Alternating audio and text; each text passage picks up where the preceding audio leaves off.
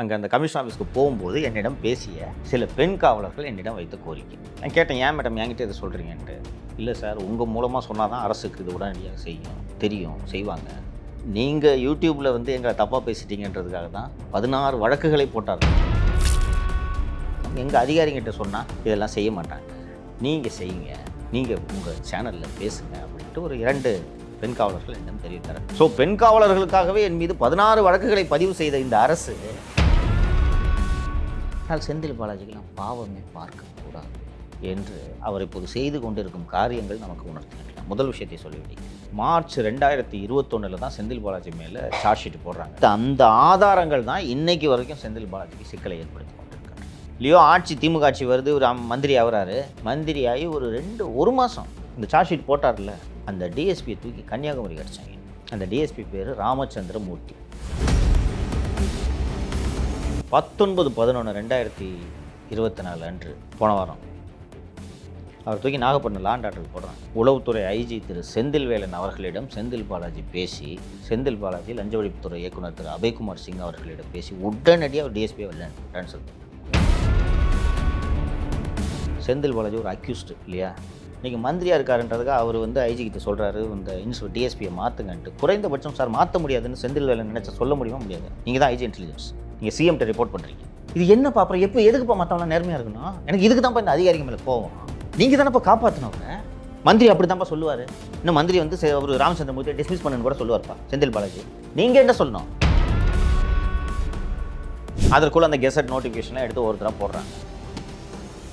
பச்சை பொய்யை திமுக பரப்புகிறது என்று தெரியுது. இந்த பச்சை பொய்யை கவுண்டர் செய்ய வேண்டியது அதிமுகவோட கடமை. அப்பொழுது 20 மணி நேரமாக ஐடி விங் என்ன செய்து கொண்டிருக்கிறது என்ற கேள்வி எழத்தான் செய்யும். அண்ணா திராவிட முன்னேற்ற கழகத்தின் ஐடி விங் 9 மண்டலங்களாக பிரிக்கப்பட்டிருக்கிறது. 9 மண்டலங்களுக்கு இருக்கக்கூடிய நிர்வாகிகள், மண்டல நிர்வாகிகள், ஐடி விங்கோட மண்டல நிர்வாகிகள் மட்டும் 107 பேர் இருக்காங்க. இந்த 107 பேரும் இருக்கக்கூடிய வாட்ஸ்அப் குழு இது வரைக்கும் தெரியுமா? இப்போலாம் ஒவ்வொரு ஃபேமிலிக்கே குரூப் இருக்கு. அண்ட் இன்னைக்கு நேரடியாக திரு எடப்பாடி பழனிசாமி அவர்களுக்கு இந்த செய்தி சென்று சேர வேண்டும் என்பதுக்காக தான் அவருக்கு எங்கள் ஜெனரல் செக்ரட்டரிக்கு சொல்கிற மாதிரி பேசுங்க சார் உங்கள் சேனல்ன்ட்டு தான் பல நிர்வாகிகள் நம்மிடம் சொன்னார்கள். பேசுவதற்கான காரணம் என்னவென்று கேட்டீர்கள் என்றால்,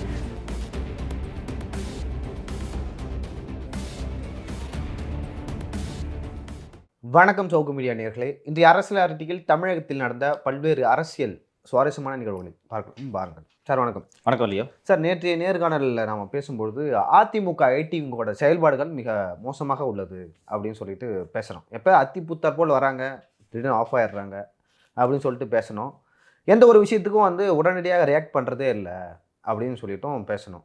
இது சம்மந்தமாக நம்ம பேசி அந்த வீடியோ போட்ட பிறகு என்கிட்ட அதிமுகவை சேர்ந்த நிர்வாகிகள், ஐடிவிங்கில் வேலை செய்கிற சில பேர், வெளி மாவட்டத்துக்காரர்கள் எல்லாம் பேசினாங்க. பேசும்போது நீங்கள் சொல்கிறது உண்மைதான். தலைமை வந்து என்ன சொல்லுதோ அதான் நாங்கள் கேட்கணும், எங்கள் இஷ்டத்துக்கு நாங்கள் போக முடியும், சில விஷயங்கள் செய்யலாம், எல்லா விஷயமும் வந்து நாங்கள் தன்னிச்சையாக முடிவெடுக்க முடியாது அப்படின்னு சொல்லிட்டு சொன்னாங்க. அதே போல் இப்போ வந்து இப்போ திமுகவிலையும் சரி பாஜகவிலையும் சரி அந்த ஐடிவிங்க வந்து ரொம்ப ஸ்ட்ரக்சராக இருக்கும். அவங்களுக்கு வந்து லைக் மேலேருந்து இன்புட் வந்துட்டே இருக்கும், இதை பண்ணுங்கள், இதை பண்ணுங்கள், ஸோ அடுத்து இந்த இஷ்யூ பண்ணுங்கன்னு சொல்லிட்டு அவங்களுக்கு அசைன்மெண்ட் தொடர்ந்து வந்துக்கிட்டே இருக்கும். ஸோ அந்த மாதிரி வந்து எங்களுக்கு வந்து வரதில்லை அசைன்மெண்ட்ஸ்லாம் அப்படின்னு சொல்லிட்டு சொன்னாங்க. உங்ககிட்ட யாராவது பேசுனாங்களா அதிமுகவில் இருந்து? நிறைய அதிமுக ஐடிவிங்கில் ஆர்வமாக பணியாற்ற வேண்டும் என்று நினைத்து சில பல்வேறு ஐடியாஸ் எல்லாம் வச்சுருந்தேன். அதை எதையும் எக்ஸிக்யூட் பண்ண முடியாதவர்கள் என்னிடம் பேசினார்கள். நம்ம மற்ற கட்சிகளோடு நீங்கள் தொடக்கத்திலே பிஜேபி மற்றும் திமுக பற்றிலாம் சொன்னீங்க. ஆனால் இவங்களுக்குலாம் முன்னாடியே தமிழ்நாட்டில் அதிமுக தான் ஐடிவிங் ஆரம்பித்தாங்க. ஜெயலலிதா 2015-16 ஆரம்பித்தாங்க. ஜெயலலிதா. ஸோ அதோடு ஒப்பிட்டு பேசுவது முறையாக இருக்கும் என்று நினைக்கிறேன். லியோ, இன்றைய யுகம் டிஜிட்டல் யுகம், நம்ம யாரும் மறுக்க முடியாது. இன்றைக்கி ஏஐலாம் வந்துருச்சு, நம்ம பார்க்குறோம். 2014 பாரதிய ஜனதா கட்சி இந்தியா முழுக்க ஆட்சியை பிடித்ததில் இந்த இணையதளம் மற்றும் சமூக ஊடகங்கள் ஒரு பெரும் பங்கு வகித்தன அப்படின்றத யாரும் மறுக்க முடியாது. அதற்கு பிறகு சோஷியல் மீடியாவோட பவரை புரிஞ்சுக்கிட்டு தான் பிஜேபி எந்த அளவுக்கெல்லாம் சென்றார்கள் என்றால், ஃபேஸ்புக்கில் ஒரு செமி பான் சைட் மாதிரி ஆபாச ஃபேஸ்புக் பேஜ் நடத்துவாங்க. அதுக்கு இயல்பாக ஃபாலோவர்ஸ் கூடும் இல்லையா? நல்ல ஒரு லட்சக்கணக்கில் ஃபாலோவர்ஸ் கூடின உடனே ஓட் ஃபார் மோடி அப்படின்னு மாற்றுவாங்க. அண்ட் ஜில்லா வாரியாக அவர்கள் வாட்ஸ்அப் குழுக்கள் இதெல்லாம் வச்சு இந்த டெக்னாலஜியை ஃபுல் ஃப்ளெஜ்டாக பயன்படுத்துறது யாருன்னு கேட்டிங்கன்னா பிஜேபி. வேறு யாரும் காங்கிரஸ்லாம் ரொம்ப பின்னாடி கேட்சப் பண்ணாங்க. எல்லா கட்சிகளுமே பின்னாடி தான் கேட்சப் பண்ணாங்க. இன்னைக்கு வரைக்கும் தே டாமினேட் தி ஆன்லைன் இன்டர்நெட்டை டாமினேட் பண்ணுறாங்க. இங்கே சொன்ன மாதிரி பல ஆண்டுகளுக்கு முன்பாகவே ஐடி விங் தொடங்கியவர் செல்வி ஜெயலலிதா அவர்கள். இன்னைக்கு தமிழக சூழலை பொறுத்தவரை பிஜேபி அண்டு டிஎம்கேவோட டாமினேஷனை எதிர்கொள்ளும் அளவுக்கு அண்ணா திராவிட முன்னேற்ற கழகத்தோட ஐடி விங் இருக்கான்னு கேட்டிங்கன்னா அவர்களோட செயல்பாடுகளை வைத்து இல்லை என்பதைத்தான் நாம் புரிந்து கொள்ள முடியும். ஃபஸ்ட்டு விஷயம், ஐடி விங்குக்குன்னு ஒரு டெடிக்கேட்டட் வார் ரூம் வேணும். ஓகேங்களா? எல்லோரும் என்ன நினைப்பாங்கன்னா, வார் ரூம் எப்போ ஃபார்ம் பண்ணுறது, எலெக்ஷன் வந்தால் தானே வார் ரூம், எலெக்ஷன் வரட்டும், எலெக்ஷன் வந்தோடனே நாங்கள் வேலை செய்யணும். அப்படி கிடையாது. நீங்கள் அரசியல் கட்சி. நான் இப்போ ஒரு கேண்டிடேட்டுன்னு வச்சுக்கோங்களேன், எனக்கான வார் ரூமை நான் தேர்தலுக்கு ஒரு 6 மாதம் முன்னாடி ஸ்டார்ட் பண்ணி என்னோடய ப்ரொஃபைலை பில்டு பண்ணி. ஆனால் நீங்கள் அரசியல் கட்சி. ஃபஸ்ட்டு ஒரு ரிசர்ச் டீம் வேணும். இன்றைக்கி என்ன இஷ்யூ இன்னும் சொல்ல போனோன்னா ரிசர்ச் பண்ணி நீங்கள் தான் பொதுச் செயலாளருக்கும் தலைவர்களுக்கும் எடுத்து கொடுக்கணும். சார் இன்றைக்கி பேப்பரில் இது வந்திருக்கு, இதோட ஹிஸ்ட்ரி இது. இப்போ நம்ம பண்ணுறோம்ல, நம்ம நிகழ்ச்சிக்கு ஒரு விஷயம் நமக்கு கிடச்சிச்சின்னா அந்த லீடை பிடிச்சி அதோட டெப்த் என்ன, அதோட ஹிஸ்ட்ரி என்னன்றதை நாம் எடுத்து விரிவாக நாம் பேசுகிறோம். இது மாதிரி ரிசர்ச் பண்ணி சோஷியல் மீடியாவில் பதிவு செய்கிறதுக்கும் அவங்க தலைவர்களை அலர்ட் பண்ணி எந்த இஷ்யூவை நீங்கள் கையில் எடுக்கணும் அலர்ட் பண்ணுறதுக்கும் you need a dedicated team. குறைஞ்சது 20 முதல் 40 பேர் ஒரு வார் ரூமில் வேலை செய்ய வேண்டும். அண்ணா திராவிட முன்னேற்ற கழகத்தில் நான் விசாரித்தவரையில் இது போன்ற டெடிக்கேட்டட் வார் ரூம் இல்லை. குறைஞ்சது ஒரு 25லேருந்து 50 பேர் வேலை செய்யணும். திமுக எது சொன்னாலும் கவுண்டர் பண்ணும். புரியுதுங்களா? இதுதான் அரசியல் இல்லையா? எது சொன்னாலும் இன்றைக்கி உதயநிதி பிறந்த நாள்னா இன்றைக்கி பூரா அவங்க வந்து ஹாப்பி பர்த்டே உதயன்னு இன்றைக்கி அவங்க ட்ரெண்ட் பண்ணுறாங்கன்னு நினைக்கிறேன். அவர் உதயநிதி தனிப்பட்ட முறையில் நாம் அவருக்கு வாழ்த்தலாம், அது வேறு. ஆனால் அரசியல் ரீதியாக நீங்கள் அவங்களுக்கு எதிரி. அவங்க உதயநிதியை வாரிசுன்னு சொல்லிட்டு பிச் பண்ணுறாங்க. அப்போது நீங்கள் அதிமுக என்ன பண்ணணும்? காலையிலேருந்து நீங்கள் ஹேஷ்டேக் ட்ரெண்ட் பண்ணணும் இல்லைங்களா? இதானே இணையத்தெல்லாம். அது ஒரு ஃப்ரெண்ட்லி ஃபைட்டுன்னு வச்சுக்கலாம், ஜாலியாக இருக்கும். ஓகேவா? அவங்க ஹாப்பி பர்த்டே உதய் அப்படின்னு சொல்லும்போது இவங்க வந்து வாரிசு அரசியல் சம்திங் லைக் தட். அது மாதிரி ஏதாவது போட்டு ட்ரெண்ட் பண்ணி ஒரு ஆரோக்கியமான போட்டி. இது பிஜேபியும் திமுகவும் இதை பண்ணுவாங்க, கவனிச்சிருக்கீங்களா? அவங்க வந்து வெல்கம் மோடின்வாங்க, இவங்க கோபேக் மோடின்வாங்க இல்லையா? இது போலவெல்லாம் செய்ய வேண்டும். ஆனால் இன்றைக்கி பார்த்தீங்கன்னா இன்னைக்கு இணையதளத்தை முழுக்க திமுக டாமினேட் பண்ணிட்டு தெரியுதுங்களா? ஹாப்பி பர்த்டே உதய் தான் இன்றைக்கி ஓடிட்டுருக்கு. இதை கவுண்டர் பண்ணுறதுக்கு அதிமுக எதுவும் செய்யவில்லை. இது போக இன்னொன்று ஐடி விங்கோட வேலை இன்றைக்கி இந்த இணையதளம். இன்னொன்று நீங்கள் எல்லாருமே 2 பேருமே இதை ஒத்துக்குவீங்கன்னு நினைக்கிறேன். மெயின் ஸ்ட்ரீம் மீடியாவுக்கு கண்டென்ட் கொடுக்குறதே சோஷியல் மீடியா தான் இன்றைக்கி இல்லையா? மெயின் ஸ்ட்ரீம் மீடியாவில் இதெல்லாம் பார்த்துட்டு இன்றைக்கு இது ட்ரெண்ட் ஆகிறது, இது வைரல் ஆகிறதுன்னு சொல்லிட்டு ஒரு 30 to 40% மெயின் ஸ்ட்ரீம் மீடியா கண்டென்ட்டுக்கு மெயின் ஸ்ட்ரீம் மீடியா சமூக ஊடகங்களை நம்பி இருக்கிறது. அப்படி இருக்கும்போது புதிதாக கண்டென்ட்டுகளை உருவாக்க வேண்டும்.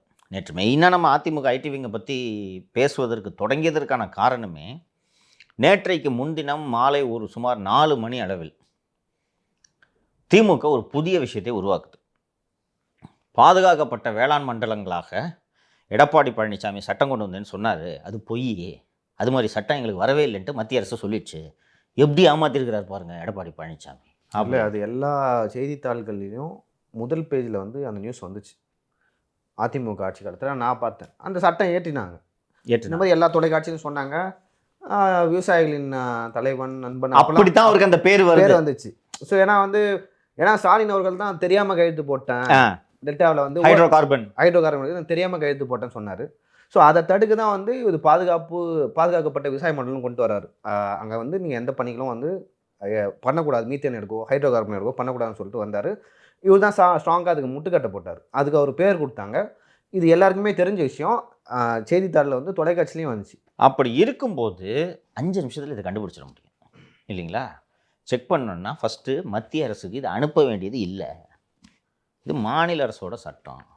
எங்கள் பகுதிகளில் இருக்கக்கூடிய இந்தந்த மாவட்டங்களை பாதுகாக்கப்பட்ட வேளாண் மண்டலங்களாக நாங்கள் அறிவிக்கணும். இதுக்கு சென்ட்ரல் கவர்மெண்ட்டுக்கு சொல்லணும்னு அவசியம் இல்லை. உங்களுக்கு வந்து பர்மிஷன் வேணால் எங்களை வந்து கேட்கணும். Correct, exactly. அவங்க ஏதாவது ஸ்கீம் கொண்டு வரணும், பாஸ் அது பாதுகாக்கப்பட்ட இடம். Example Perambur airport. இதுதான் உண்மை இல்லைங்களா? நேற்றைக்கு ரிசர்வ் ஃபாரஸ்ட்டை தவிர சிமிலர்லி ரிசர்வ் ஃபாரஸ்ட் எப்படி அது போல் பாதுகாக்கப்பட்ட வேளாண் மண்டலம் அங்கே வந்து நீங்கள் என்ன எடுக்கிறேன் ஹைட்ரோகார்பன் எடுக்கிறேன்லாம் வரக்கூடாது. இதுதான் அதோட சட்டம். இதை நேற்றைக்கு முன்தினம் 4 மணிக்கு திமுக ஈகோ சிஸ்டம் ஆரம்பிக்குது. அஃபிஷியலாக நேற்றைக்கு மதியம் கிட்டத்தட்ட 20 மணி நேரம் கழித்து ஏடிஎம்கே ஐடி விங்லேருந்து முதல் ட்வீட் வருது, இது தப்பு அப்படின்னு. அதற்குள்ள அந்த கெசட் நோட்டிஃபிகேஷனை எடுத்து ஒருத்தராக போடுறாங்க. பச்சை பொய்யை திமுக பரப்புகிறதுன்றது தெரியுது. இந்த பச்சை பொய்யை கவுண்டர் செய்ய வேண்டியது அதிமுகவோட கடமை. அப்பொழுது 20 மணி நேரமாக ஐடி விங் என்ன செய்து கொண்டிருக்கிறது என்ற கேள்வி எழத்தான் செய்யுது. இதை ஒட்டி தான் நம்ம பேச தொடங்கி விசாரிக்க ஆரம்பித்தால் பல்வேறு தகவல்களை சொல்கிறார்கள். இப்போ அதிமுகவோட ஐடி விங்கில் அஃபிஷியலாக இருக்கக்கூடிய நிர்வாகிகளோட எண்ணிக்கை, நான் சொல்கிறது உறுப்பினர்கள் இல்லை, ஐடி விங் மெம்பர்ஸ் இல்லை, ஐடி விங்கோட நான் சொல்கிறது கிளை வாரியாக, ஒன்றியம், கிளை, வட்டம், மாவட்டம், கிளை வாரியாக ஐடி விங்கோட நிர்வாகிகளோட எண்ணிக்கை எவ்வளோ இருக்கும் சொல்லுங்கள்? அதிமுகவில் ஒட்டுமொத்த தமிழகம் முழுக்க ஒரு 5000 பேர். 80,000. அதிமுக பொதுச் செயலாளரோட ஸ்பீச்சை போடுறாங்களே, எத்தனை லைக்ஸ் வருது? ரொம்ப கம்மி தான். இன்டர்வியூஸை கூட எடப்பாடி பழனிசாமி அவர்களோட இன்டர்வியூ பார்த்தீங்கன்னா ரொம்ப கம்மியான வியூஸ் வருது. அது ரொம்ப அவர் தான்ப்பா உங்கள் லீடரு, அவரை ப்ரொமோட் பண்ணாமல் நீங்கள் எதுக்கு இருக்கிறீங்க நான் கேட்குறேன். இல்லை, அது இதை பார்க்கும்போது என்ன புரிஞ்சுக்க முடியுதுன்னா, அங்கங்கே தனித்தனியாக இருக்காங்க, அவங்கள வழி நடத்துறதுக்கு ஒரு ஆள் இல்லை அப்படின்னு புரிஞ்சுக்க முடியுது. அதுதான் இன்னொரு விஷயம் நாம் பேசணும். இப்போது அதிமுகவுக்கு சாதகமான சில விஷயங்கள் வரும்பொழுது அது ட்ரெண்ட் பண்ணணும். இப்போ அவங்க ஜானகி அவர்களோட 100ஆண்டு விழா நடந்தது. ரொம்ப அழகாக ஒரு டாபிக் எடுத்தீங்க, சொல்லுங்க, நான் சொல்கிறேன். ரஜினி அவர்கள் ஒரு அரசியல் கட்சிக்கு ஆதரவாக பேசுவதுன்றது ரொம்ப ரேர். அப்படி இருக்கையில் அந்த விழாவில், ஜானகி அவர்களின் 100ஆண்டு விழாவில் என்ன சொல்கிறாங்கன்னா, அதிமுகவின் பிரம்மாஸ்திரம் இரட்டை இலைன்னு சொல்லிட்டாங்க. அது எவ்வளோ முக்கியமான விஷயம். இன்னொரு விஷயம் நான் கூடுதலாக சொல்கிறேன் இல்லையோ, தம்பி ராமையா அவர்களும் பேசினார், பார்த்தீங்களா? பார்த்தேன், அவரும் பேசினார். இதெல்லாம் விட நீங்கள் இன்னும் அதிமுக ஜானகி அம்மையாரை கொண்டாடி இருக்க வேண்டும்ங்கிறேன். ஓகேங்களா? என்ன காரணம் என்றால், முதலில் அவர் எம்ஜிஆர் அவர்கள் மறைவுக்கு பிறகு அரசியல் ஆசைப்பட்டு கட்சி இரண்டாக உடைந்தது. தேர்தல் முடிவுகளை பார்த்த உடனே டக்குன்னு ரியலைஸ் பண்ணாங்க இந்த அம்மா. இல்லை வேண்டாம் அப்படின்ட்டு 27 எம்எல்ஏ ஜெயிச்சிருக்கீங்க, இந்தாம்மா நீதாம்மா கட்சி அப்படின்னு கட்சியை ஒப்படைத்ததோடு அல்லாமல், இன்றைக்கு இருக்கக்கூடிய அதிமுக கட்டிடம் யாருக்கு சொந்தமானது? அவர்களுக்கு, ஜானகி அம்மையாருக்கு சொந்தமானது. தியாகி அவர். ஆனால் முரசொலி கட்டிடம் யாருக்கு சொந்தமானது? யாருக்கு சொந்தமானது? பஞ்சமி நிலம் சொல்லுவாங்க. சொந்தம் யாருக்கு அது சொல்லுங்கள். பஞ்சமி, அதை விட்டுருங்க, அது தனி டாபிக். யாருக்கு சொந்தமானது? அறக்கட்டளைக்கு சொந்தமானதா? கருணாநிதிக்கு சொந்தமானது. தெரியுமா? இப்போ இந்த ஆட்சி வந்த பிறகு பாகம் பிரிக்கப்பட்டது. முரசொலியலோ லேண்டு எல்லாத்தையும் சேர்த்து பாருங்க. குடம்பக்கத்தில் அந்த பிரிட்ஜுக்கு பக்கத்தில் அந்த இடம் எவ்வளோ பெரிய இடம், அதை பிரித்து இன்னைக்கு அந்த கட்டடத்தோட முழு உரிமையாளர் உதயநிதி ஸ்டாலின். தெரியுமா? இதுதான் திராவிட முன்னேற்ற கழகத்துக்கும் அண்ணா திராவிட முன்னேற்ற கழகத்துக்கும் வேறுபாடு இல்லைங்களா? எம்ஜிஆர் எல்லாத்தையும் ஊருக்கு எழுதி கொடுத்தாரு. ஜானகி அம்மையார் கட்சிக்கே கொடுத்தாரு. கட்சிக்கு கொடுக்குறாங்க, பதவியை கொடுக்குறாங்க, கட்டடத்தை கொடுக்குறாங்க, கட்சி ஆஃபீஸ் கொடுக்குறாங்க. சரி, ஜெயலலிதா தனிப்படம்லாம் அவங்களுக்குன்னு ஒன்றும் இல்லை. அவங்க எல்லாம் இப்போ அருங்காட்சியகம் மாற்றப்பட போகிறது இல்லைங்களா? இங்கே எடுத்து பாருங்கள், திமுகவில் உங்கள் கட்சியில் என்ன நடக்குது. முரசொலி என்ற பத்திரிகை தொடங்கி அந்த பத்திரிகையை கட்சிக்கு விற்றவருப்பா கருணாநிதி. இது வரலாறு. அந்த டைட்டில் இருக்குல்ல, அது கட்சிக்கு விற்றாரு. கட்டடம், முரசொலி கட்டடம் இன்றும் குடும்ப சொத்து. கட்சி பத்திரிகை தானே அது. ஏன் உங்கள் குடும்பத்தில் இருக்க ஒரே ஒரு ஆள் மட்டும் திருப்பி அதுக்கு வந்துக்கிட்டு இருக்காங்க? கட்சிக்கு ஆசிரியராக கூட, அந்த முரசொலி பத்திரிகை ஆசிரியராக கூட வேற ஒரு கட்சிக்காரனை போட மாட்டீங்களா? ஒரு சொல்லின் செல்வர் உதயநிதி தான் ஒரு பெரிய இலக்கிய செம்மல், அவர் தான் ஆசிரியர் போடுவீங்களா? ஸோ இப்படிப்பட்ட தியாகி அம்மையார் ஜானகி, இதெல்லாம் இது இப்போ நான் சொல்கிற வரைக்கும் உங்களுக்கு தெரியுமா அந்த மேட்ரு? இதை நீங்கள் தானே ப்ரமோட் பண்ணியிருக்கணும். என்ன பண்ணிட்டு இருந்தீங்க அன்றைக்கி? இப்படி ஒரு ஸ்ரீவாரி மண்டபத்தில், வானகரத்தில் இவ்வளோ பெரிய 100ஆண்டு விழாவை எடுக்கிறார்கள்ன்றது ஒரு 4-5 பேர் தான் அதை பதிவு பண்ணியிருந்தாங்க. நீங்கள் குறிப்பிட்டது போல் ரஜினிகாந்த் சொன்னதை நீங்கள் எப்படி பூஸ்ட் பண்ணியிருக்கணும் சொல்லுங்கள். என்ன பண்ணிட்டீங்க? உங்களுக்கு என்ன தான், எதுக்கு இந்த 80,000 பேர் இருக்கீங்க? சரி, இந்த 80,000 பேருன்னு சொன்னேன்ல, இந்த 80,000 பேரை எப்படி இணைக்கிறது சொல்லுங்கள். கிளை, ஒரு கிளை செயலாளர்னு ஒருத்தர் இருப்பாங்க அவங்க. அதுக்கப்புறம் ஒன்றியம் எப்படி இணைப்பீங்க? ஒன்றியம் இருக்காது, வாட்ஸ்அப் இருக்குது சார். நிறுத்துங்க. அதோட 107 மண்டலங்களாக 9 மண்டலங்களாக பிரிக்கப்பட்டிருக்கிறது. சரியா? அண்ணா திராவிட முன்னேற்ற கழகத்தின் ஐடி விங் 9 மண்டலங்களாக பிரிக்கப்பட்டிருக்கிறது. 9 மண்டலங்களுக்கு இருக்கக்கூடிய நிர்வாகிகள், மண்டல நிர்வாகிகள், ஐடி விங்கோட மண்டல நிர்வாகிகள் மட்டும் 107 பேர் இருக்காங்க. இந்த 107 பேரும் இருக்கக்கூடிய வாட்ஸ்அப் குழு இது வரைக்கும் இல்லை. தெரியுமா? இப்போலாம் ஒவ்வொரு ஃபேமிலிக்கே குரூப் இருக்கு. இங்கே பாருங்க மாலதி, அமெரிக்காவில் இருப்பாங்க ஃபேமிலி, கரெக்டுங்களா? ஒரு வேலை செஞ்சுட்டு பொண்ணு அமெரிக்காவில் வேலை செய்யும், பையன் அமெரிக்காவில் இருப்பாங்க, பிள்ளைங்க இருப்பாங்க, பேர குழந்தைங்க இருப்பாங்க. இவங்க எல்லாம் அவங்களுக்கு ஃபேமிலி குரூப் வச்சுருக்காங்க, அப்பார்ட்மெண்ட்டில் குரூப் வச்சுருக்காங்க இல்லையா? அவள் பக்கத்து வீட்டு அப்பார்ட்மெண்ட்டில் பக்கத்து வீட்டில் இருக்கவங்க பேசிக்க மாட்டாங்க, மெசேஜ் தான் அனுப்புவாங்க ஹலோ அப்படின்னு. ஒரு எல்லா இடத்துலையும் நீங்களும் இது கேள்விப்பட்டிருப்பீங்க. அப்பார்ட்மெண்ட்டுகளில் அடுக்குமாடி குடியிருப்புகளில் வாட்ஸ்அப் குழுக்கள் இருக்கிறதா இல்லையா? சரி. ஒரு கட்சியோட ஐடி விங்கு இல்லைன்னா என்ன ஐடி விங் சார் நடத்துறீங்க? இன்னைக்கு எடப்பாடி பழனிசாமி இது ஏன் வந்து இந்த இப்போ நீங்கள் கேட்டிங்கல்ல லைக்ஸ் எல்லாம் வர்றதில்லை அப்படின்ட்டு, இந்த நெட்வொர்க்கிங் இருந்துச்சுன்னா லைக்ஸ் வரும். ஃபஸ்ட்டு 10 மாநில நிர்வாகிகள் இருக்கிறார்கள். இந்த மாநில நிர்வாகிகள் எல்லோரும் இருக்கக்கூடிய ஒரு வாட்ஸ்அப் குழு இது வரைக்கும் இல்லை, தெரியுமா? அதிமுகவோட பொதுச் செயலாளர் இன்டர்வியூ கொடுத்துருக்காரு ஒரு சேனலுக்கு. அதில் வந்து பார்த்தீங்கன்னா 3000 பேர் தான் பார்த்துருக்காங்க. அப்படின்னா அதை பார்க்குற தொண்டர்களுக்கு அது என்ன மாதிரியான மனநிலையை ஏற்படுத்தும்? ஆமாம், இது ரொம்ப முக்கியம். நான் சொல்கிறேன், இன்னைக்கு பெர்செப்ஷன் அதுலேருந்து தான் எடுப்பாங்க. கண்டிப்பாக புரியுதுங்களா? எல்லாரும் பார்த்தாலும் எல்லாரும் எடப்பாடி பழனிசாமி என்ன பாயிண்ட் பேசுகிறான்னு பார்த்தேன். இன்னொன்று ரொம்ப ஐடி விங்கோட முக்கியத்துவத்துக்கு நான் மீண்டும் மீண்டும் வலியுறுத்துவதற்கான காரணம் என்னன்னா, உங்களுக்கு மெயின் ஸ்ட்ரீம் மீடியாவோட சப்போர்ட் இல்லை. எல்லா மீடியாவும் இன்னைக்கு திமுக மீடியாக்களாக மாறி போய் கோவை சத்யன்லாம் பாத்தீங்கன்னா சண்டை போட்டுட்டு இருக்காரு. சண்டை போட்டுட்டாரு, ஒத்தையால சண்டை சண்டை போட்டு நம்ம கல்யாணம் வந்து என்ன பண்ணிட்டு இருக்கோம் அப்படின்றத சிக்கல்களை சொன்னாரு. அப்படி இருக்கும்போது நீங்க தானே இதை ஸ்ட்ரெங்தன் பண்ணணும். உண்மையாவே அவங்களுக்குலாம் சப்போர்ட் பண்ணணும். இந்த ஐடி விங்லாம் உருவாக்கி அவங்க சப்போர்ட் பண்ணணும். இன்னும் சொல்ல போனோம்னா, ஒரு எடப்பாடி பழனிசாமி பேசினார்னா அவ்வளவு லைக்ஸ் வரதை பார்த்துட்டு ஆளுங்கட்சி ஐடி விங்கு அதிர்ச்சி அடைனா, என்னையா எதிர்கட்சியில இருந்து இப்படி பண்ணாங்க? இது திமுக எதிர்கட்சியில இருக்கும்போது இதை செஞ்சுச்சு, நீங்க மறக்க கூடாது. அப்படி பார்த்தா எதிர்கட்சியா இருக்கும்போது இன்னும் வீரியமா அவங்க நல்லா பண்ணாங்க. குறிப்பாக அதற்கு காரணம் என்னவென்றால், திமுகவோட ஐடி விங்குக்கான அடித்தளத்தை அமைத்தவர் எனது அருமை நண்பர் திரு பிடிஆர் தியாகராஜன் அவர்கள். அவரு அமெரிக்காலாம் படிச்சுட்டு வந்தவர்ல, போட்டு நெட்வொர்க்கிங்லாம் பண்ணி ஃபவுண்டேஷனை போட்டு கொடுத்துறாரு. இன்னைக்கு டிஆர்பி ராஜா அதை வச்சு விளையாண்டு இருக்கிறாரு. நேற்றைக்கு முன்தினம் ஒரு அண்ணன் கார்த்தி போட்டிருந்தார், ஐடி விங் கூட்டம் வீடியோ கான்ஃபரன்ஸ் மூலமாக ஐடி விங் கூட்டம் நடத்தி அந்த ஸ்க்ரீன்ஷாட்ஸை எடுத்து டிஆர்பி ராஜா கூட கூட்டம் நடத்தி அந்த ஸ்க்ரீன்ஷாட்ஸை போட்டிருந்தா. இது மாதிரி மீட்டிங் என்னைக்கு நடந்துச்சு கடைசியா? நிறைய சேனல்ல இருக்கவங்களும் பேரோல்ல எடுத்து வச்சிருக்காங்க. அது பின்னாடி வரேன், நான் அந்த சப்ஜெக்ட் வரேன், நம்ம அது பேசுவோம், பின்னாடி வர்றேன். ஸோ இப்போது இந்த குரூப்ஸ் சொன்னேன் நான், மாநில நிர்வாகிகள் 10 பேர் சொன்னேன்ல, இந்த 10 பேர் ஒரு குரூப்பில் இருக்கணும். அந்த மாநில நிர்வாகிகளுக்கு கீழே மண்டலங்கள் இருக்குது இல்லையா, 9 மண்டலங்கள்னு சொன்னேன்ல, அந்த மண்டலம் நிர்வாகிகள் பூரா ஒரு குரூப்பில் இருக்கணும். அந்த மண்டல நிர்வாகிகளுக்கு கீழே மாவட்ட வாரியாகவோ வட்ட வாரி தாலுகா வாரியாகவோ பிரித்திருப்பார்கள். அவங்க அந்த கட்சியோட பிரிச்சிருப்பாங்க. ஸோ இந்த மாநில நிர்வாகிகள் குழுல இதை புஷ் பண்ணுங்கன்னு ஒன்று போடணும், அவ்வளோதான். ஸ்பீச், ஒரு ட்வீட்டு, ஐடி விங் சார்பாக ஒரு ட்வீட், இல்லைன்னா எடப்பாடி பழனிசாமியோட ஸ்டேட்மெண்ட் ஒன்று போடுறாங்க, இதை புஷ் பண்ணுங்க அப்படின்னு அந்த குரூப்பில் போட்டால், அந்த குரூப்பில் இருக்கிறவங்க எடுத்து மண்டல நிர்வாகிகள் குரூப்பில் போட்டு, மண்டல நிர்வாகிகள் எடுத்து அவங்களுக்கு கீழே இருக்க குரூப்ஸில் போட்டு, இப்படியே பரவுனா 80,000 பேர் லைக் பண்ணாலே எவ்வளோங்க வரும்?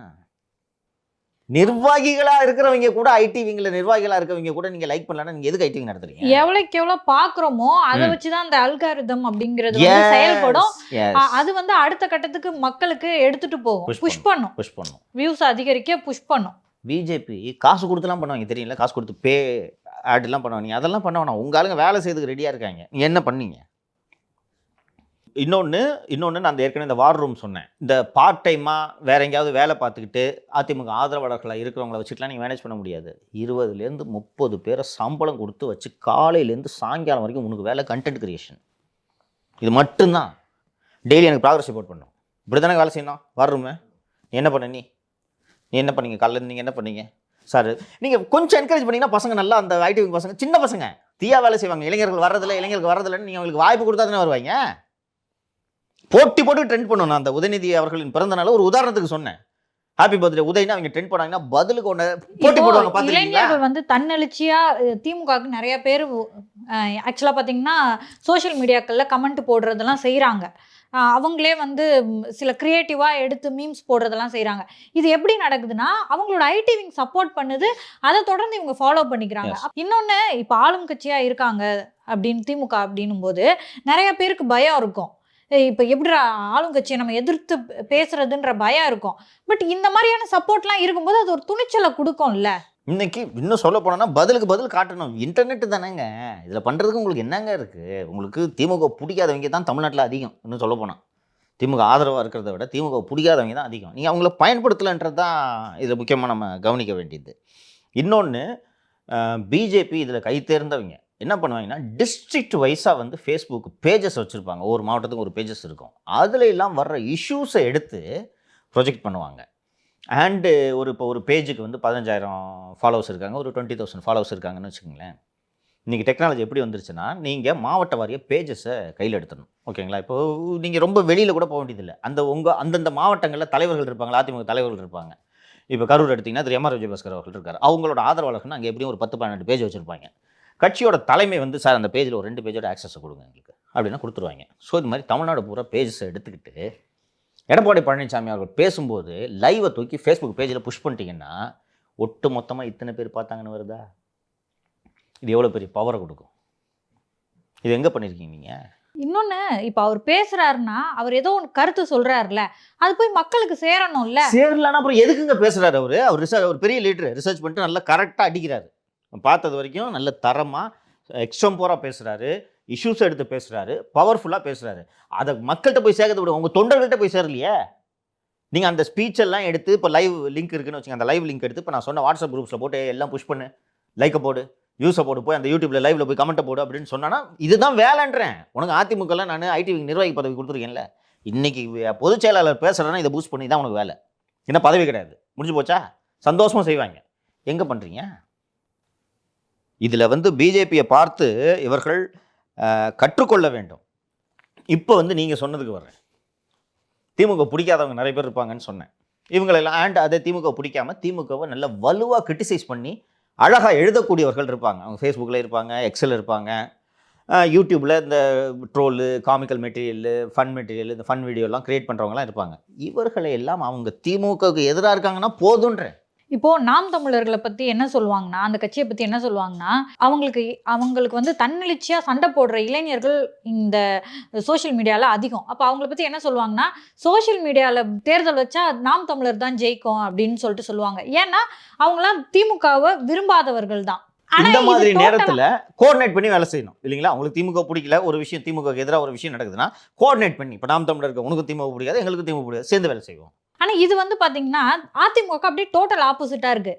ஓட்டு போடுறவங்க நிறைய பேர் இருக்காங்க, சோஷியல் மீடியாவில் ரொம்ப டம்மியாக இருக்காங்க. அது என்னன்னே புரிஞ்சிக்க முடியல. இதே போல் இன்ஃப்ளூயன்சர்ஸ் எல்லாம் கூப்பிட்டு ஒரு நெட்வொர்க் ஃபார்ம் பண்ணுவோம். பிஜேபியில் இந்த வேலையை கரெக்டாக பண்ணுவாங்க. இந்த கண்மூடித்தனமான திமுக எதிர்ப்பாளர்கள் வந்து இருப்பாங்க. அவங்க சோஷியல் மீடியாவில் நல்லா எழுதக்கூடிய இன்ஃப்ளூயன்சர்ஸாகவும் இருப்பாங்க. இவங்களெல்லாம் பிஜேபி அணுகி நீங்கள் எங்களுக்கு ஆதரவாக எழுதுங்க, எப்போயாவது வாட்டி மோடிக்கு ஆதரவாக எழுதுங்கன்னு நெட்வொர்க் பண்ணி வச்சுருக்காங்க. அன்அஃபிஷியலாக இவங்க கூடலாம் நீங்கள் பேசி வைக்கணும். திமுகவை பிடிக்காத இன்ஃப்ளூயன்சர்ஸ் இன்னொன்று எல்லா சமூக ஊடகங்களிலும் ஏராளமான பேர் இருக்கிறார்கள். இவர்களை தலைமை இதுவரைக்கும் அணுகியதான்னு கேட்டீங்கன்னா இதுவரைக்கும் அணுகிறதுக்கான முயற்சிகளை கூட எடுக்கவில்லை. முதல்வர் ஸ்டாலினே வந்து நிறைய இன்ஃப்ளூயன்சரை மீட் பண்ணாரு, போட்டோ வரேன் சொல்லிட்டீங்க நீங்கள். இப்போ இந்த சல்லித்தனமாக வீடியோ போடுறவங்க இருக்காங்கல்ல, திமுக ஆதரவாளர்களை தான் சொல்கிறேன் நான். அவங்கெல்லாம் ஸ்டாலினை முதல்வரான பிறகு சந்திச்சாங்க. நீங்கள் கவனிச்சிங்களா? ஏடிஎம்கேல அவங்கள நெட்வொர்க் பண்ணுறதுக்கு கூட எந்த முயற்சிகளையும் எடுக்கலை. நீங்கள் இந்த இன்ஃப்ளூயன்சர்ஸ், கட்சி சாராத இன்ஃப்ளூயன்சர்ஸ் இருக்காங்கல்ல, தனிப்பட்ட முறையில் எழுதக்கூடியவர்களை, அவங்களுக்கு கூப்பிட்டு நீங்கள் பே பண்ணணும்னு அவசியம் கூட கிடையாது. அவங்க எதிர்பார்க்கறதுல ஒரு அங்கீகாரம்.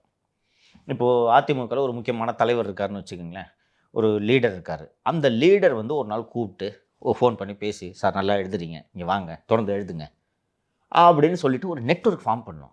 அவங்க என்ன எதிர்பார்க்குறாங்கன்னா ஒரு அங்கீகாரத்தை எதிர்பார்ப்பாங்க. நம்ம எழுதுறதை நோட்டீஸ் பண்ணுறாங்களே அப்படின்ட்டு. இந்த நெட்வொர்க்கை பண்ணியிருக்காங்கன்னு கேட்டால் இது வரைக்கும் பண்ணல.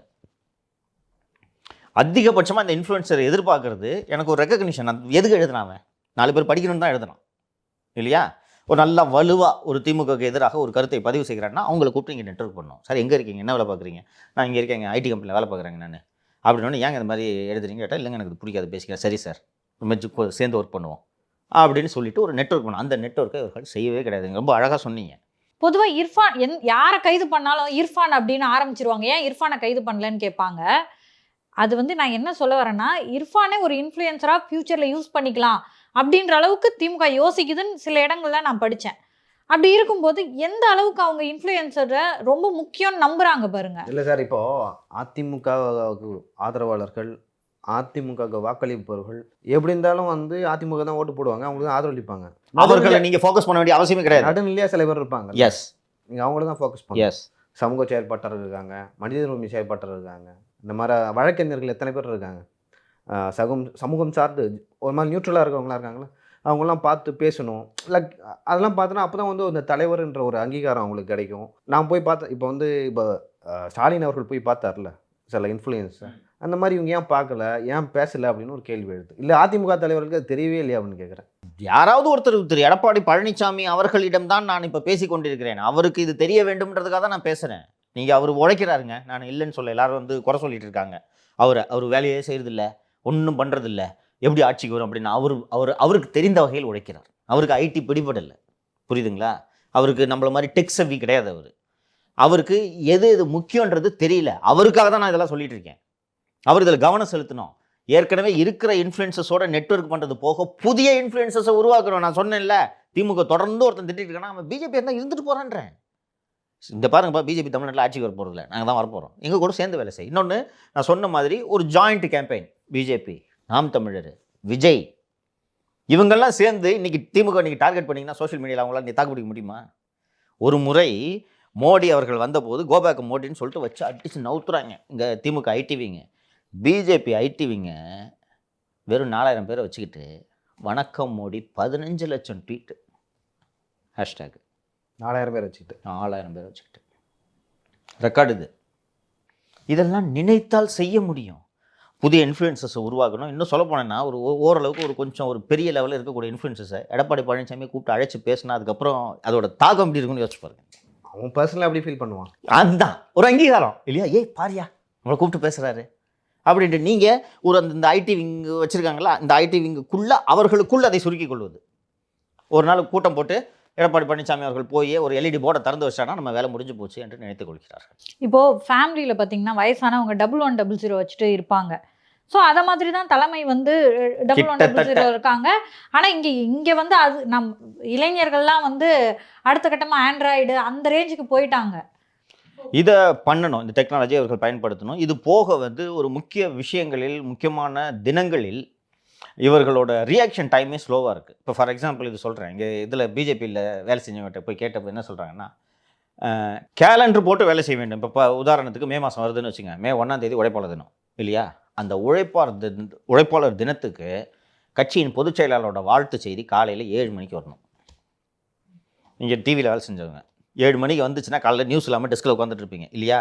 எடப்பாடி பழனிசாமி மேதின வாழ்த்து செய்தி போட்டார்னா நீங்கள் ஸ்க்ராலில் எது விடும்? அவர் சொன்னது காலையில் எந்திரிச்ச உடனே மேதின எடப்பாடி பழனிசாமி அதிமுக பொதுச் செயலாளர் மேதின வாழ்த்து சேனல்ல இருக்கவங்கலாம் அதை வந்து நோட்டிஃபிகேஷன்ல போட்டுட்டு ஃபர்ஸ்ட் வரா மாதிரி பார்த்து அதை உடனே நியூஸ் ஆக்குறதுக்கு வெயிட் பண்ணிட்டு இருக்காங்க. அப்போ காலையில் 7 மணிக்கு போகிறது உங்களுக்கு என்ன பிரச்சனை? அவங்களும் நியூஸ்க்காக காத்துட்டு இருக்காங்க, நீங்க கொடுக்கறது இல்லை. 7 மணிக்கு போகிறதுல உங்களுக்கு என்ன பிரச்சனை? இதே போல் இரங்கல் செய்தி, ஒருத்தர் செத்துட்டாருன்னா செத்துட்டார் தான், அவர் இறந்ததில் மகிழ்ச்சின்னு நீங்கள் போட போகிறதில்ல இல்லையா? இயல்பாக என்ன போடுவீங்க? அவர் இப்படிங்க அப்படிங்க ரொம்ப வாடிச்சு தப்புன்னு ரெடி பண்ணுன்றேன். ஃபஸ்ட்டு செய்தியை உறுதிப்படுத்தணும். ஏப்பா இறந்துட்டாரா, சீரியஸாக இருக்க போகிற, தப்பாக போயிட போகுது, இல்லைங்க கன்ஃபார்ம் டிவியில் வந்துருச்சு ரைட்டா, இரங்கல் செய்தி 4 வரி. இன்னும் சொல்ல போனோம்னா போட்டி இருக்கணும். இதில் நம்ம இரங்கல் செய்தி முதல்ல இருக்கணும். அதை போட்டோன்னா இங்கே சொன்ன மாதிரி டெஸ்கில் நோட்டிஃபிகேஷன் வச்சுருப்பாங்க, ஃபஸ்ட்டு ஃப்ளாஷ் ஓடும், எடப்பாடி பழனிசாமி அதிமுக பொதுச் செயலாளர் இரங்கல். இங்கே அதிமுக இப்போ எப்படி நடக்கும்னா எல்லாம் முடிச்சுட்டு சாயங்காலம் தான் போடுவாங்க. இந்த பார்க்குற இடத்துலலாம் பேர் தெரிஞ்சுக்கிட்டே எக்ஸாக்ட்லி வந்துக்கிட்டே இருக்கணும், எங்கே திரும்பினாலும் தெரியணும். 4 சேனல் நீங்கள் மாற்றுறீங்க, 4 சேனல்லையும் அதிமுக பொதுச் செயலாளர் வந்துச்சுன்னா சப்கான்ஷியஸ் மைண்டில் ரிஜிஸ்டர் ஆகும். இல்லை சார், அதை தாண்டி எடப்பாடி பழனிசாமி அவர்களே சில விஷயங்களை தவற விடுறாரு. நான் எதெல்லாம் பார்க்குறேன்னா, இப்போது அதிமுகன்ற கட்சி பார்த்தீங்கன்னா தொடக்கத்தில் எம்ஜிஆர் இருந்தார். எம்ஜிஆர் உலக தமிழர்கள்ட்ட குறிப்பாக இலங்கை தமிழர்கள்ட்ட ரொம்ப அன்பாக இருப்பார். விடுதலை புலிகளுக்கு பணம்லாம் கொடுத்து உதவினார் அப்படின்னு சொல்லுவாங்க.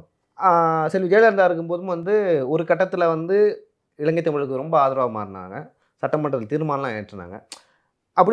அப்படி பண்ணி அவங்க எஸ்டாப்ளிஷ் பண்ணிக்கிட்டாங்க, நான் ஒரு லீடரு அப்படின்னு சொல்லிட்டு. அப்புறம் மற்ற மாநிலங்களில் வேறு மாநிலங்களில் ஏதாவது ஒரு முதல்வர் வின் பண்ணால் அவங்களுக்கு வாழ்த்து தெரிவிப்பாங்க, அவங்கள போய் சந்திப்பாங்க. ரொம்ப முக்கியமான விஷயம், ரொம்ப சந்திப்பாங்க. ஒரு எஸ்டாப்ளிஷ், நான் அங்கே தலைவர், எதிர்கட்சி தலைவர் எஸ்டாப்ளிஷ் பண்ணுவாங்க.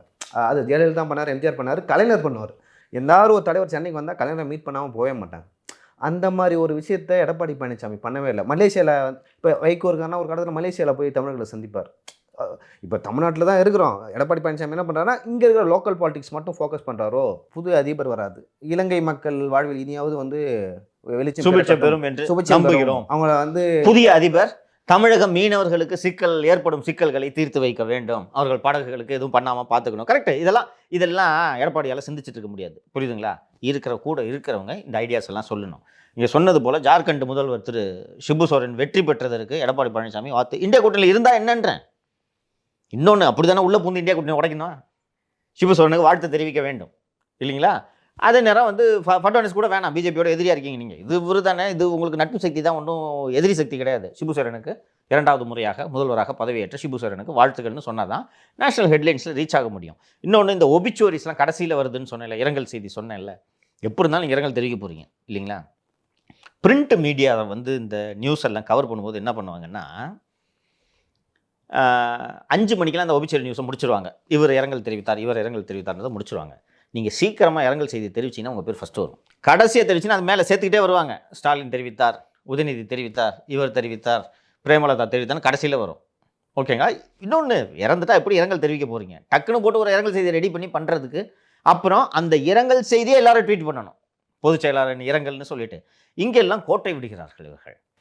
அண்டு இன்னைக்கு நேரடியாக திரு எடப்பாடி பழனிசாமி அவர்களுக்கு இந்த செய்தி சென்று சேர வேண்டும் என்பதுக்காக தான் அவருக்கு எங்கள் ஜெனரல் செக்ரட்டரிக்கு சொல்கிற மாதிரி பேசுங்க சார் உங்கள் சேனல்ன்ட்டு தான் பல நிர்வாகிகள் நம்மிடம் சொன்னார்கள்.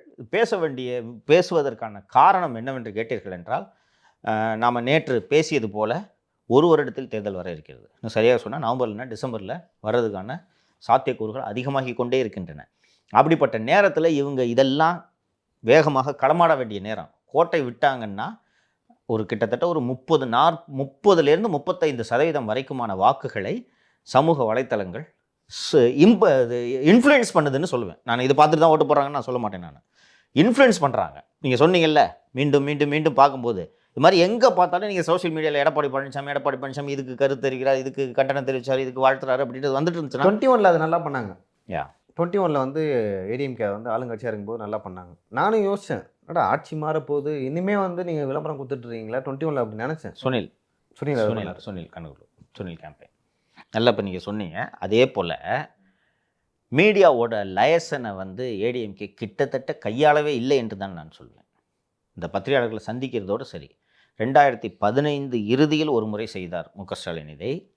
மீண்டும் 2020 இறுதியில் 2021 தொடக்கத்திலே செய்தார். என்னென்னா, சீனியர் எடிட்டர்ஸ், ஜேர்னலிஸ்ட் இவங்களுக்கெல்லாம் 1-to-1 எடப்பாடி பழனிசாமிகிட்ட பேசணுன்ட்டு எல்லாருக்கும் ஆசை இருக்குது. 1-to-1 இன்ட்ராக்ட் பண்ணணுன்ட்டு ஒரு நாள் கூப்பிட்டு டின்னரு, பிரியாணி, ஓகேவா, போட்டுட்டு யார் செலக்டாக தான் எல்லாரையும் இன்வைட் பண்ணுறதில்ல. Editors, senior reporters, chief reporters ரேங்கில், அதே மாதிரி தொலைக்காட்சியில் விஷுவல் எடிட்டர்ஸ், இந்த மாதிரி எடிட்டர்ஸை கூப்பிட்டுட்டு வந்துட்டு ஒரு டின்னர். அன்அஃபிஷியலாக நான் சொல்கிறது, இது பாருங்கள், அது பேட்டிக்கு சொன்னோன்னா கேட்டுக்குவாங்க. அதெல்லாம் அவங்களுக்கு என்னென்னா இன்ட்ராக்ட் பண்ணி ஒரு ஆள் எப்படின்றது கேஜ் பண்ணுன்றது தான் பத்திரிக்கையாளர் மைண்டில் இருக்கும். கூப்பிட்டு உட்கார வச்சு ஒரு நல்ல பிரியாணியில் இருக்கும், ஓகேவா, ஒரு நல்ல லஞ்சு ஒரு டின்னர் உட்காந்துட்டு அப்புறம் எப்படி இருக்கீங்கன்னு கேட்டும்போது அந்த ஜேர்னலிஸ்ட்டு ஆட்டோமேட்டிக்காக அடுத்த வாட்டி எழுதும்போது எடப்பாடி மேலே ஒரு சாஃப்ட்கான வருமானம் தான். இதை இந்த 3 வருஷமாக இவங்க செஞ்சதாகவே தெரியல எனக்கு. செய்யலை. அவர் சேலத்தில் போய் ஆட்டோமேட்டிக்காக உங்களுக்கு இப்போ நீ தான் எடிட்டர்னு வச்சுக்கப்பா, நீ ஒரு சீஃப் ரிப்போர்ட்டர்ப்பா, நீ ஒரு பிரிண்ட் டெய்லியோட சீஃப் ரிப்போர்ட்டர், ஓகேவா, போய் ஒரு எடப்பாடி பழனிசாமியோட டின்னர் சாப்பிட்டுட்டு வரேன், ஏதோ கேள்வியெல்லாம் சிலதெல்லாம் கேட்குறதுக்கு அவர் ஏதோ பதில் சொல்கிறாரு. நாளைக்கு அவரோட ஸ்டேட்மெண்ட்டு வருது ரிப்போர்ட் பண்ணுறதுக்கு, நீ தான் அந்த காலம் அந்த பேஜ் நீ ரைட் பண்ணுறேன்னா ஆட்டோமேட்டிக்காக அது இன்ஃப்ளூயன்ஸ் பண்ண அவரை சந்திச்சது. புரியுதா? ஒன்று அறியாமல் நீ இன்னும் கொஞ்சம் பெருசாக எழுதுவேன், சரியாக சொல்லியிருக்கிறார் அப்படின்ட்டு எழுதுவேன். இதெல்லாம் இவங்க பண்ணலைன்னா 26 கை நழுவி போகும் என்பதை அவர்கள் புரிந்து கொள்ள வேண்டும். இந்த மீடியா லைசன் வெரி இம்பார்ட்டண்ட். அதே போல் நீங்கள் சொன்னது மாதிரி சேனல்ஸை ப்ளே பண்ணிட்டு இருக்காங்கல்ல, ஒரு இது மாதிரி நீங்கள் ஸ்டார்ட் பண்ணுங்கள். திமுக ஆதரவாக இன்றைக்கி ஒரு டசன் வீடியோ யூடியூப் சேனல் இருக்குல்ல, நீங்கள் ஸ்டார்ட் பண்ணுங்கள். யார் பண்ண வேணான்றது டிஸ்ட்ரிக்ட் வைஸ் ஸ்டார்ட் பண்ணுங்கள். இன்னும் சொல்ல போனோன்னா வாட் ஆர் யூ டூயிங்? இப்போது திமுக கிட்டத்தட்ட 3 வருஷம் ஆட்சியில் இருந்திருக்காங்க. அப்போது அவங்களோட சில செயல்பாடுகள் மக்களுக்கு பிடிக்காம இருக்கும். இதை சுட்டி காட்டும்போது மக்கள் அங்கங்கே இருக்காங்க இல்லையா, அதை பார்க்க விரும்புவாங்க. ஆனால் அது பயங்கர ஆப்சன்ஸாக இருக்குது. ஹைலைட் பண்ணிகிட்டே இருக்கணுங்க. ஆளுங்கட்சியோட குறைய ஹைலைட் பண்ணி பூதாகரமாகணும். இன்னும் சொல்ல போனால் ஊதி பெருசாகணும். ஐயோ, ஒரு ஸ்டேஜில் அப்போ பயங்கரமான கொடூராட்சி போல இருக்குதுப்பா திமுக ஆட்சின்ற இம்ப்ரெஷனை நீங்கள் க்ரியேட் பண்ணணும். நீங்கள் சொன்னது மாதிரி there soft pedalling lot of issues. And கட்சியில் சில மூத்த தலைவர்களும், அதிமுக பெரும்பாலான தலைவர்கள் என்னோட பேசி கொண்டிருக்கிறார்கள், உங்களுக்கு தெரியும். மூத்த தலைவர்களும் அண்ணங்கிட்ட எங்களால் சொல்ல முடியல, நீங்கள் உங்கள் சேனல் வாயிலாக அண்ணன் காதுக்கு இதை கொண்டு போங்க. இப்போ வார் ரூம்க்கான தேவை என்ன இருக்கு? ஏன்னா எலெக்ஷன் இப்போ இல்ல அப்படின்னு. இந்த எண்ணம் இருக்கு. திமுக அப்படி இல்லையே. திமுக ஆளுங்கட்சி. அப்ப அவங்களுக்கு என்ன அவசியம் இருக்கு? அவங்க ஏன் வார் ரூம்? மாலதி, வார் ரூம்ன்றது நான் தான் சொன்னேன் இல்லை, தொடக்கத்துன்னு சொல்கிறீங்கல்ல, கான்ஸ்டன்ட்டு.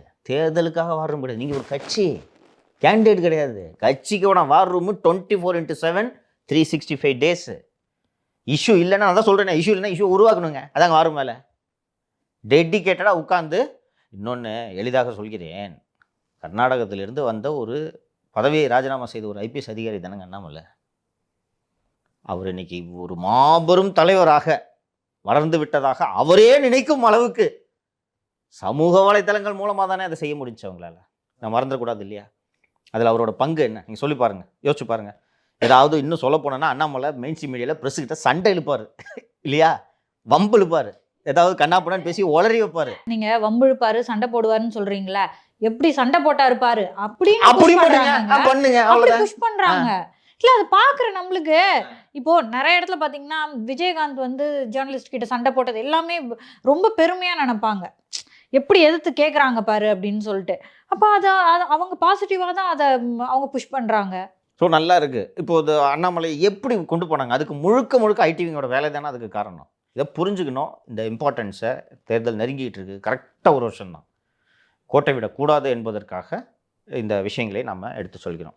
சரிங்க சார். இன்னொரு விஷயம் வந்து வரும்போது நேர்களுக்கு முன்னாடி நம்ம பேசணும். அதாவது நீங்கள் கமிஷனர் ஆஃபீஸ் போகிறப்போ வந்து பெண் காவலர்கள் வந்து உங்ககிட்ட ஏதோ கோரிக்கை வச்சதா சொன்னாங்க. என்ன சார் அது? சொல்கிறேன். கிட்டத்தட்ட ஒரு 40-50 நாட்கள் நான் கமிஷன் ஆஃபீஸில் போய்ட்டு கையெழுத்து போட்டு வந்தேன். நான் ஃபஸ்ட்டு ஒரு 2-3 நாள் போனோன்னா முறப்பாக இருப்பாங்க. அதுக்கப்புறம் எல்லோரும் பழக்கம் ஆகிடுவாங்க. ஒரு வாரம் போனோடனே டெய்லி வந்துட்டு என்ன சார் இன்றைக்கி கூட வரீங்க அப்படின்னா, இன்னும் ரிலாக்ஸேஷன் போடலையா இப்படி ஏதாவது கேட்பாங்க. ஸோ 2வது மாடியில், முதல் மாடியில் நான் கையெழுத்து போட வேண்டும். அந்த செல்லும் வழியில் எல்லோரும் கமிஷன் ஆஃபீஸ் இல்லையா, நிறைய காவலர்கள் இருப்பாங்க. அப்போ அங்கே செல்லும்போது சில பெண் காவலர்கள்லாம் இருந்தாங்க. அவங்க சில கோரிக்கைகள் வச்சாங்க. அதுக்கு முன்னாடி உங்கள்கிட்ட ஒரு விஷயம் கேட்குறேன் மாலதி, நீங்கள் சொல்லுங்கள். 2 வேலை சரியா? ஒரு வேலை வந்து காலையில் 10 மணிக்கு போயிட்டு சாயங்காலம் 6 மணிக்கு வீட்டுக்கு போயிடலாம், இது ஒரு வேலை. இன்னொரு வேலை வந்து 24 மணி நேரமும் வேலை. 2க்கும் கல்வி தகுதி ஒன்று. ஒரு வேலை வந்து காலைல 10 மணிக்கு போய்ட்டு 6 மணிக்கு போகிற வேலை. இன்னொரு வேலை வந்து கடுமையான உடல் பயிற்சி செய்ய வேண்டும், 24 மணி நேரமும் பணி, விடுப்பு கிடைக்காது, ரொம்ப ஃபிசிக்கல் ஆக்டிவிட்டிலாம் நிறைய இருக்கும். ஓகேங்களா? இந்த 2 பதவியில் எந்த பதவிக்கு எந்த பணிக்கு சம்பளம் அதிகம் கொடுக்கணும்? ஃபிசிக்கல் ஆக்டிவிட்டி அதிகமாக இருக்க, அதிகமான 24 மணி நேரத்தையும் கோருக்கிற வேலைக்கு தான் அதிகமாக சேலரி கொடுக்கணும். அங்கே அந்த கமிஷன் ஆஃபீஸ்க்கு போகும்போது என்னிடம் பேசிய சில பெண் காவலர்கள் என்னிடம் வைத்த கோரிக்கை. நான் கேட்டேன், ஏன் மேடம் என்கிட்ட இதை சொல்கிறீங்கன்ட்டு. இல்லை சார், உங்கள் மூலமாக சொன்னால் தான் அரசுக்கு இது உடனடியாக தெரியும், செய்வாங்க. ஏன்னா நீங்கள் யூடியூப்பில் வந்து எங்களை தப்பாக பேசிட்டீங்கன்றதுக்காக தான் 16 வழக்குகளை போட்டார்கள். ஸோ பெண் காவலர்களின் நலனில் அக்கறை கொண்ட அரசாக இந்த முதல்வரின் அரசை பார்க்கிறோம். எங்கள் அதிகாரிகிட்ட சொன்னால் இதெல்லாம் செய்ய மாட்டாங்க, நீங்கள் செய்யுங்க, நீங்கள் உங்கள் சேனலில் பேசுங்க அப்படின்ட்டு ஒரு 2 பெண் காவலர்கள் என்னிடம் தெரிவித்தார்கள். என்னென்னா, நான் இப்போ சொன்னது இந்த 10லேருந்து 6 ஒரு பணி சொன்னேன்ல, அது junior assistant, group 4 service. Group 4 சர்வீஸ்க்கு என்ன தகுதி என்னன்றதுலாம் உங்களுக்கு தெரியும். இப்போ ஒரு எக்ஸாம் எழுதிட்டு வருவாங்க, எக்ஸாம் எழுதினோடனே ஏதாவது ரெவன்யூ டிபார்ட்மெண்ட்டு, கமர்ஷியல் டேக்ஸு, ரிஜிஸ்ட்ரேஷனில் ஜூனியர் அசிஸ்டண்ட்டாக நீங்கள் போயிடுவீங்க. காலைல 10, சாயங்காலம் 6, 5:45 சொல்ல போனாங்க. ஏன்ச்சு நீங்கள் பைய தூக்கிட்டு வீட்டுக்கு போயிட்டே இருக்கலாம். அதுக்கு மேலே ஒரு நிமிஷம் உட்கார மாட்டாங்க. பெண் காவலர்கள் தான் என்னோட பயணித்தார்களே 4 மாதங்களாக.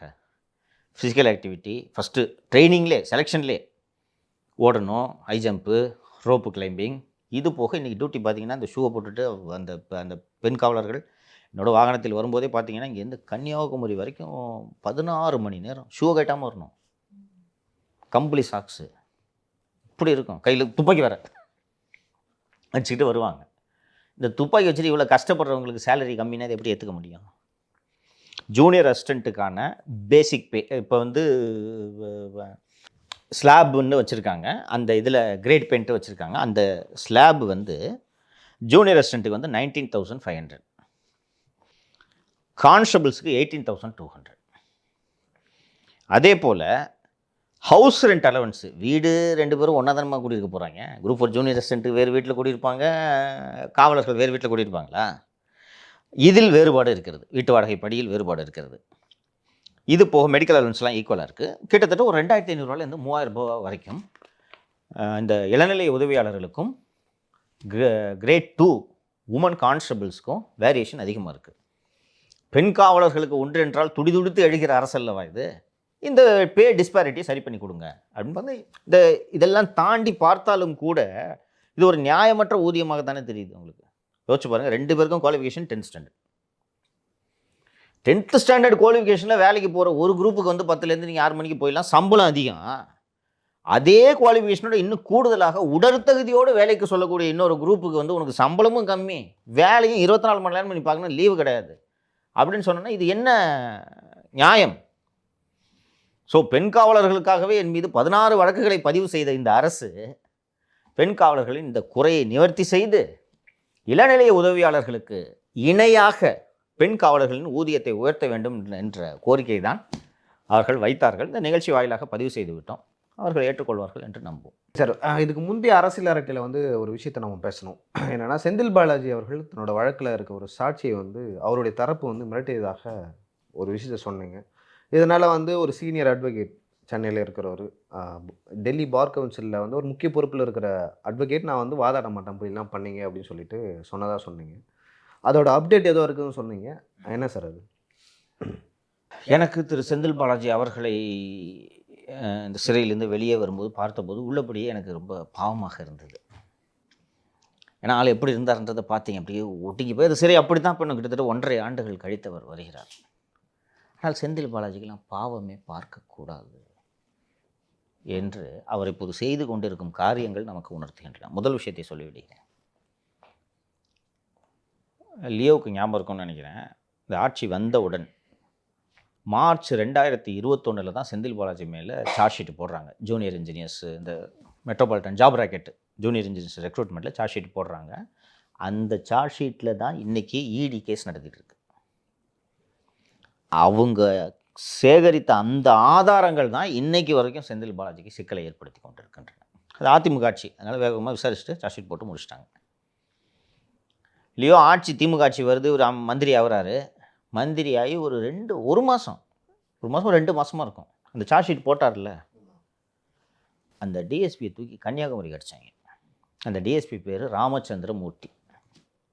ரொம்ப இன்றைக்கி காவல்துறையில் அரிதாகி கொண்டிருக்கக்கூடிய ஒரு வகையை சேர்ந்த அதிகாரி அவர். முழுக்க நேர்மையான ஒரு அதிகாரி டிஎஸ்பி. திமுக ஆட்சி வந்த புதுசில் என்கிட்ட எல்லோரும் பேசிக்கிட்டு தானே இருந்தாங்க, நல்லா பேசிக்கிட்டு இருந்தாங்கல்ல. அதனால அப்போ அவருக்கு டிஎஸ்பிக்கு ட்ரான்ஸ்ஃபர் வந்த உடனே நான் என்னுடைய செல்வாக்கை பயன்படுத்தி நான் சொல்கிறேன் ஓப்பனா, ஒரு அப்போதைய நிதியமைச்சர் திரு பிடிஆர் தியாகராஜனிடம் பேசினேன். அப்புறம் எம்பி திரு என்ஆர் இளங்கோ அவர்களிடம் பேசினேன்.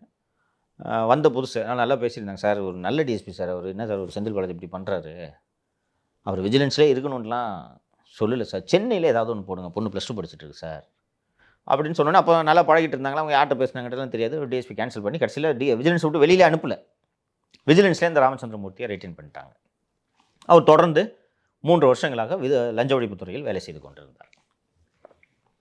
19/11/2024 அன்று போன வாரம் அவர் தூக்கி நாகப்பட்டினம் லாண்ட் ஆர்டருக்கு போடுறாங்க. உளவுத்துறை ஐஜி திரு செந்தில்வேலன் அவர்களிடம் செந்தில் பாலாஜி பேசி, செந்தில் பாலாஜி லஞ்ச ஒழிப்புத்துறை இயக்குனர் திரு அபய்குமார் சிங் அவர்களிடம் பேசி உடனடியாக அவர் டிஎஸ்பியை வெளில அனுப்பி ட்ரான்ஸ்ஃபர் பண்ண அப்படின்னு சொல்லி நாகப்பட்டினத்துக்கு போய் ஜாயின் பண்ணிட்டாருன்னு நினைக்கிறேன். எனக்கு நீங்கள்லாம் நிறைய முறை பார்த்துருப்பீங்க. நீங்கள் இந்த அதிகாரிகள் எல்லாம் என்ன இப்படி பேசுகிறாரு இவர் அப்படின்ட்டு கொஞ்சம் யோசிச்சு பாருங்கள். செந்தில்வேலன்லாம் ரொம்ப யோக்கியமான அதிகாரி என்று சொல்கிறார்கள். செந்தில் பாலாஜி ஒரு அக்யூஸ்டு இல்லையா, இந்த வடக்கில் ஜாப் ராக்கெட்டில் நீதிமன்ற விசாரணை எதிர்கொண்டிருக்கக்கூடிய ஒரு குற்றவாளி. இன்றைக்கி மந்திரியாக இருக்காருன்றதுக்காக அவர் வந்து ஐஜி கிட்ட சொல்கிறாரு இந்த டிஎஸ்பியை மாற்றுங்கன்ட்டு. குறைந்தபட்சம் சார் மாற்ற முடியாதுன்னு செந்தில்வேலன் நினச்சா சொல்ல முடியுமா? முடியாது. நீங்கள் தான் ஐஜி இன்டெலிஜென்ஸ், நீங்கள் சிஎம்கிட்ட ரிப்போர்ட் பண்ணுறீங்க. அதுக்காக அந்த ராமச்சந்திரமூர்த்தி அவர்கள் வந்து அவருக்கு எதிராக இல்லை தவறு ஏதாவது செஞ்சிருந்தா அதை நீங்கள் பண்ணுறது ஃபைன். அதை பற்றி நம்ம பேச போகிறதே இல்லைப்பா. உங்கள் காவல்துறையை சேர்ந்த ஒரு அதிகாரி, நேர்மையாக செயல்பட்ட அதிகாரி, அவர் வந்து நேர்மையாக செயல்பட்டதுக்காக இந்த மாதிரி ஒரு ட்ரான்ஸ்ஃபர். இது என்னப்பா அப்புறம் எதுக்குப்பா மற்றவங்களாம் நேர்மையாக இருக்கணும்? எனக்கு இதுக்கு தான்ப்பா இந்த அதிகாரிக்கு மேலே கோவம். நீங்கள் தானேப்பா காப்பாற்றினவரை. மந்திரி அப்படி தான்ப்பா சொல்லுவார். இன்னும் மந்திரி வந்து ஒரு ராமச்சந்திரமூர்த்தியை டிஸ்மிஸ் பண்ணுன்னு கூட சொல்லுவார்ப்பா செந்தில் பாலாஜி.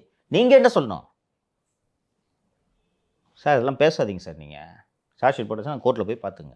நல்ல ஆஃபீஸர், நாங்கள் பண்ண மாட்டோம். இன்னொன்று செந்தில் வேலை நினச்சாருன்னா விசாரிச்சிடலாம் யார் ராமச்சந்திரமூர்த்தின்னு, எல்லாருக்கும் தெரியும். சரி அவர் தான் இப்படி பண்ணுறாருன்னா இருந்தாலும் அபய்குமார் சிங் ஒரு டிஜிபி, சார் ட்ரான்ஸ்ஃபர் பண்ண மாட்டேன் சார், நான் ரிலீவ் பண்ண மாட்டேன், நல்லா வேலை சார் டிஎஸ்பி சார் அவர், எதுக்கு சார் அவரை மாற்றணும், இந்த ஆர்டர் காப்பியை பப்ளிஷ் பண்ண சொல்லுங்கள். ஒரே ட்ரான்ஸ்ஃபர் ஆர்டர், வேறு யாருக்கும் ட்ரான்ஸ்ஃபர் ஆர்டர் இல்லை, ஒரே transfer, Ramachandramurthy transfer to Nagapattinam Andar.